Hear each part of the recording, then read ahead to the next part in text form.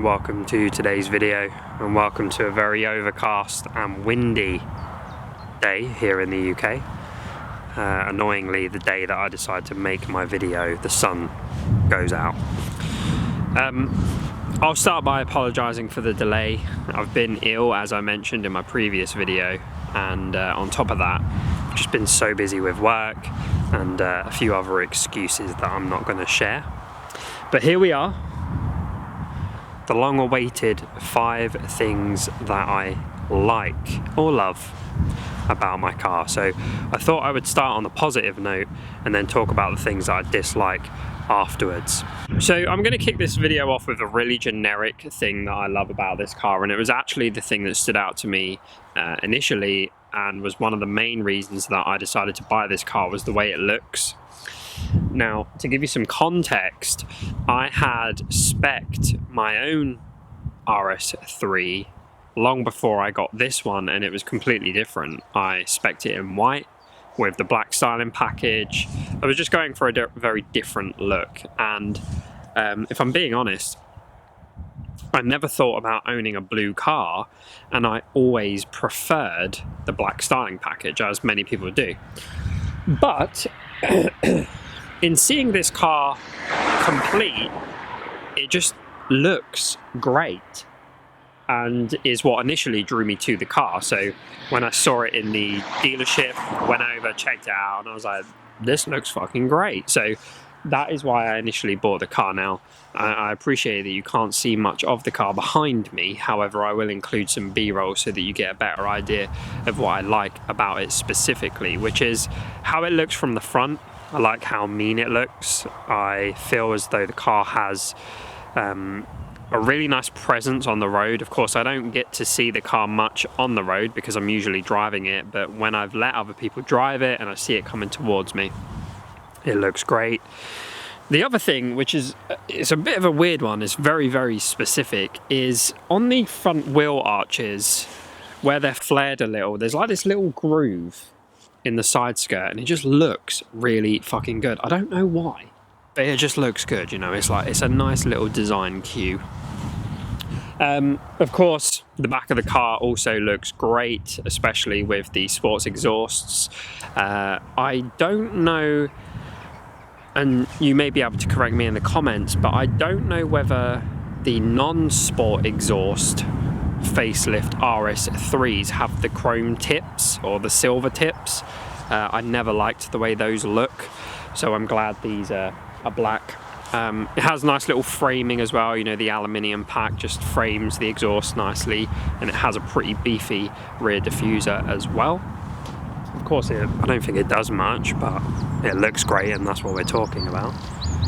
And yeah, I mean, you know, A3s in general are very nice looking cars.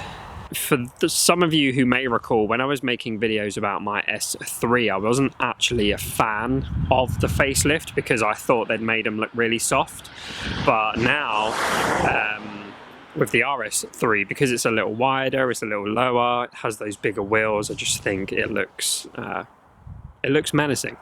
Now, the next thing that I wanted to talk about with the car was how it drives. Now, one of them, I get a lot of comments on my videos telling me that I need to drive the car more, which I completely agree with. Drive the car more in my videos, I should confirm, which I agree with, but as I've said before, I'm working with a pretty beefy camera, but the way this car drives is worlds apart from my S3. My S3 was really punchy in the low revs, and it was a bit at the top end, not much was happening. You could put your foot down, you could, you know, increase speed, but the car was screaming to get up there. So if you're going from, say, 70 or above, then the car was screaming for its life. Whereas with this, it's a much more linear progression as you put your foot down. Don't get me wrong, you can hammer your foot and it will feel like you're, you know, really giving it some, but I find this car gets to 70 much easier, which you would expect with that 100 extra brake horsepower, but it gets to 70 much easier than my S3 did, but equally it doesn't feel as though you're doing 70, so it's a little dangerous in that respect, because you don't know whether or not you're speeding, which, let's be honest, before anyone points out, well, you could look at the signs and all that shit, we all know what driving and not realising the speed we're doing feels like. And unfortunately, I've actually been caught out twice in the last month, one by a van and two by an average speed check. I was doing, I think, 6 miles an hour more in one of them and 8 in the other, so I wasn't, you know, really going for it, but it's just the way this car gains speed is unbelievable, considering it's such a small car. But the speed is, to some degree, expected. The thing that I really enjoy about driving this car that's actually surprised me a lot is how it corners. Everybody knows that Audi has a reputation of producing cars which feel, well, actually they don't feel. You can't really feel corners. Whereas in this, I would argue that you can. Now, the way the Quattro's set up, of course, it's putting more of that power to the rear wheels, so it's not like driving a BMW out of a corner, but you do feel the corner more. And in my opinion, it's a nicer car to drive in country windy roads. The S3 always felt a little, I guess, flat, whereas this, it's, you know, you're really feeling it more. And that sounds like a typical car guy thing to say, but it's very, very true. This corners really nicely.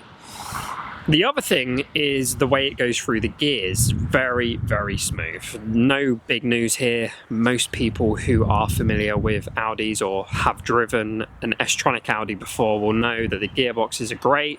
This car is no exception. And of course, when you're putting your foot down, if you have it in dynamic mode, then you just get all the sounds with it. So it's just doubly good. I don't know why I said that, but you get the idea. Now, the next thing that I want to talk about is the interior. The interior was a big concern for me. It was probably my main concern about coming from my 2015 S3 to this, because I was worried that they would be the same inside and that it wouldn't feel as though I was driving a new car. Now, driving aside, cornering aside, the interior, in my opinion, does actually feel different. Now, there are a few things I have in this car that I did not have in my S3. The main one is the sport seats. The sport seats really do make a big difference to how comfortable this car is to drive. The seat is very comfortable. I'm quite tall, I'm 6'1", but I can get a really nice driving position in these seats, and I feel as though I'm being hugged enough without being in a full-on race seat where I feel as though I need a harness. The other thing this car has is virtual cockpit. Initially, I wasn't a big fan, I wasn't blown away by it. I just thought, like, fucking, I'm never gonna look at that while I'm driving down the road. But actually, now that I've spent time with the car, I've come to love it because it's really handy having your sat nav, your speed, and being able to go to your music or your phone, and all small things, but they do add to the overall feel of being in the car. And also really nice at night time when it's all lit up. The other thing this car has that my other car didn't, and this isn't so much about the interior, it's more convenience, which is Apple CarPlay, lifesaver. If I can just talk about one gripe that I have with this car in comparison to the old car, is that the sat-nav in this is not as good as the sat-nav in the older MMI. So in my 2015 S3, I could put in a destination and it would show me 3 routes. One would be the most direct, so the quickest, one would be comparable, and then the other would be the longest, and it would typically avoid motorways, let's say. With this, you get one option and that's it. Now, that could just be me not configuring something correctly. So if you know how to get that 3 route option back up, please tell me, because I'm using Apple CarPlay and I'm using the Maps app to avoid motorways, because I just don't like sitting on motorways in traffic if I can help it.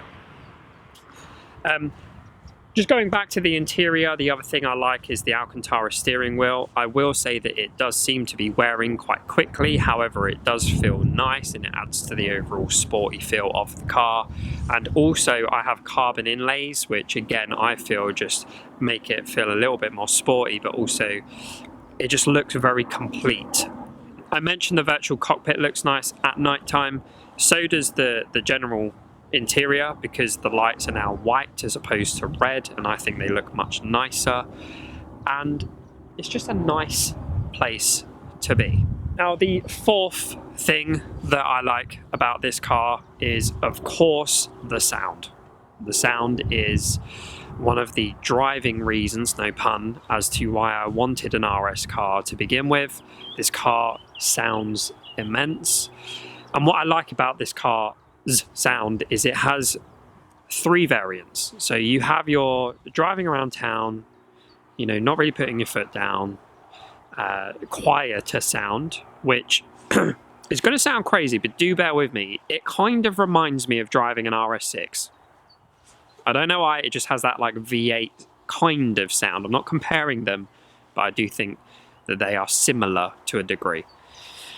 You then have the sound where you have the car in dynamic and you're not in sport, but you've kind of set the valves open in dynamic, in drive, if that makes sense. So you get this louder, more aggressive sound even at the lower revs.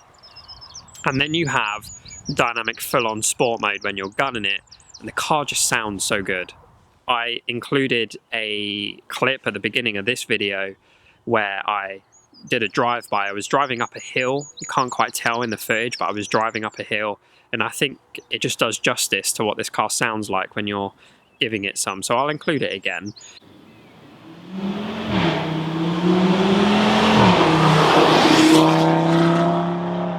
The sound of this car is definitely one of the main things that I love about it, and I think this is where I show myself as probably more of a car guy than I'm willing to admit, because it never gets boring. I drive this car to work every day. I drive my daughter around in this car. You know, I do regular shit in this car a lot, but those moments where I'm able to put my foot down and I hear that sound, it just never gets boring. The other thing is, of course, the pops and the bangs. I'll include a little clip of those.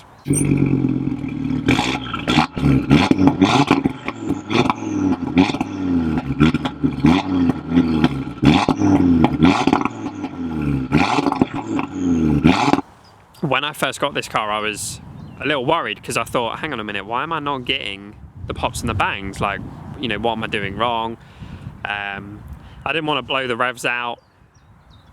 But I think it was because the car hadn't yet bedded in. So even though Audi had told me, oh, don't worry, you know, you can just jump straight in and drive it, you don't need to run it in, I found that actually it was better that I did, because not only did I get the sound, but I was giving the brakes, the oil, etc., all time to just kind of get familiar with each other. Just a recap on what I've spoken about so far, because I'm conscious this video is getting a little long, and I'm also conscious that my microphone battery is dying. Let me just check. Okay, hopefully we're still all right. So I've spoken about how the car looks, I've spoken about the interior of the car, I've spoken about the sound of the car, and I've spoken about how the car drives. And these are all quite generic things that you would expect from a things I love about my car video. But one thing I'm going to throw in there is the heritage of the car, and this is a bit of a weird one, but some of you who have watched my previous videos will know that I have expressed how much I wanted to own an RS car. For me, growing up, I was always interested in the rally. You know, obviously I was quite young, but my dad would often speak about, you know, the Audi Quattro and why it was such an impressive car and what it introduced to the world of rally.